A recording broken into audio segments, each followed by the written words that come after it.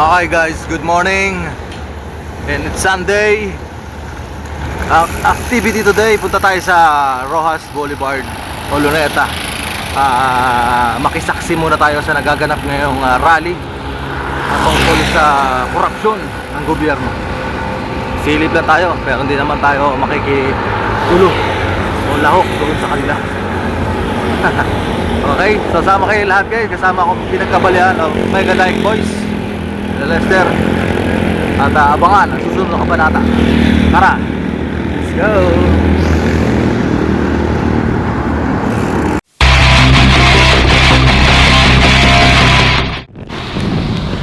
Okay, let's go right. It's Sunday, may bagyo raw, wala naman, no? Nabuti maaraw ngayon, mas maganda ang paglalakbay natin o touring dito sa Manila area. So kasama ko ang mga team Bayabas at dito muna tayo sasabit ngayon, katulad nitong isa si Bino ba to, at nautusan lang ng bumili ng suka. Yan, kasama na namin. So dadaan kami ng Delpan yan, at bababa kami ng Raha Sulaiman na patungo na to ng Roxas Boulevard, kung saan nandoon ang mga nagrarally ngayon against sa mga korap sa gobyerno. Okay, sana magkaroon ng success ang rally na to against sa mga korap na gobyerno o korap sa gobyerno. Okay, so tara, let's go!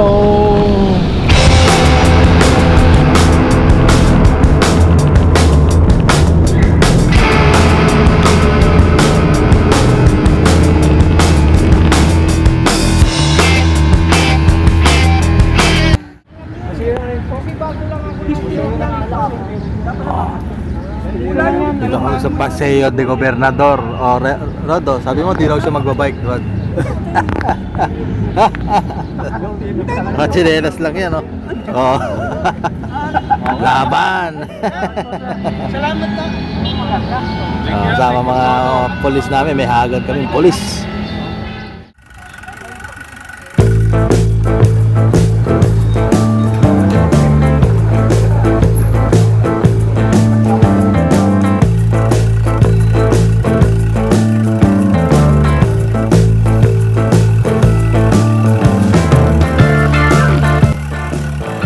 Loob na Intramuros guys, may hahanapin kami tindahan ng alak.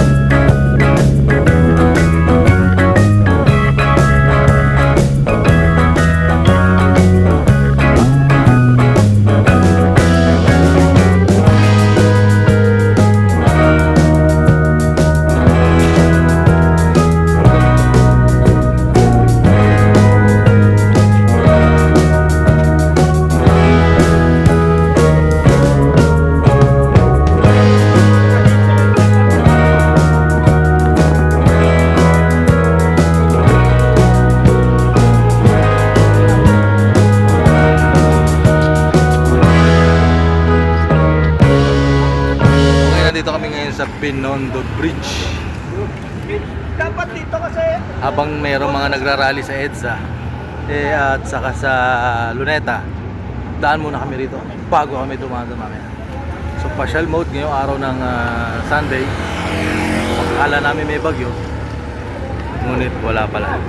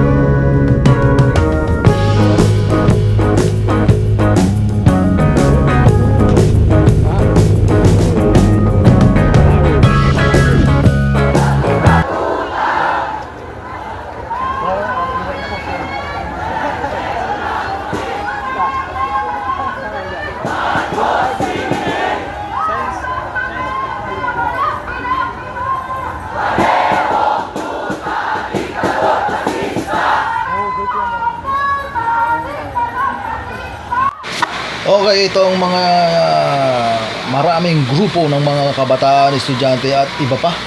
Nagtutungo sila ngayon sa Luneta at para ikundina ang kanilang protesta laban sa mga korap sa gobyerno at nangyayari dito sa ating bansa.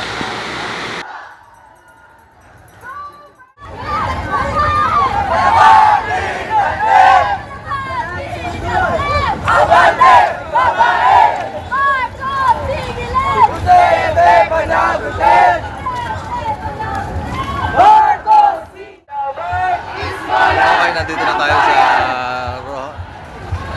Rojas Padre Burgos.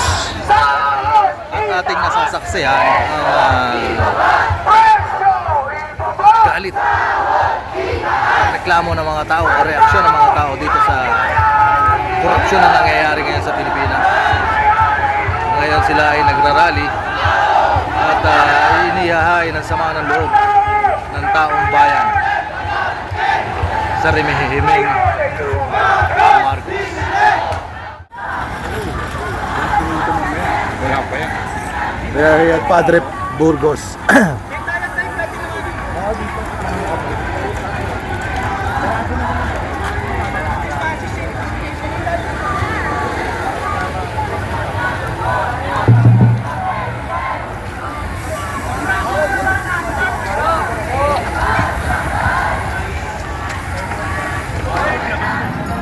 Okay, yung inaasahan nilang bagyong darating ngayong araw ng linggo.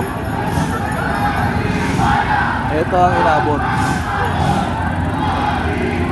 Bagyo ng galit ng tao sa nangyayaring korupsyon dito sa Pilipinas.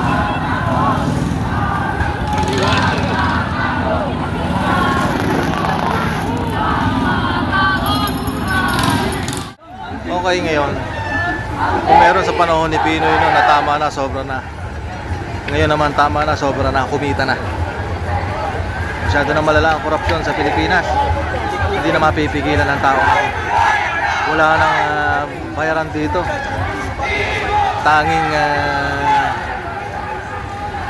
nag-iignit na salubin ng mga tao, bayan at mga kanilang mga reaksyon. Kung kailan ba mababago ang sitwasyon ngayon sa Pilipinas. Problema lang. Ngayon ano. Hindi, pero iba talaga ito. Alam mo kung ba ako? Yung mga nagrarati, bobombahin ng ano yan, yung grasa. Tapos pag umuwi ka, nakagrasa ka, dampot ka ng pulis. Dali ng palatandaan eh. So ano, Palatandaan. so ano masasabi niyo sa malawakang rally na to? Hindi. Ito, karapatan naman ng Pilipino to eh. Kasi Dapat talaga dyan panagutin nila yan. nilalabas yung sa loobin nila na may paabot sa gobyerno yung nararamdaman ng taong bayan. Puno na eh, no? Ano, sana Dapat makinig lang yung yun. ano, gobyerno natin. Ano,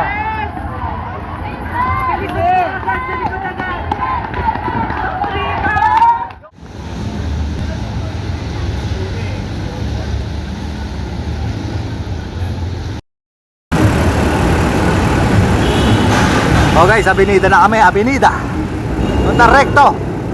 Lugar ng mga nostalgic.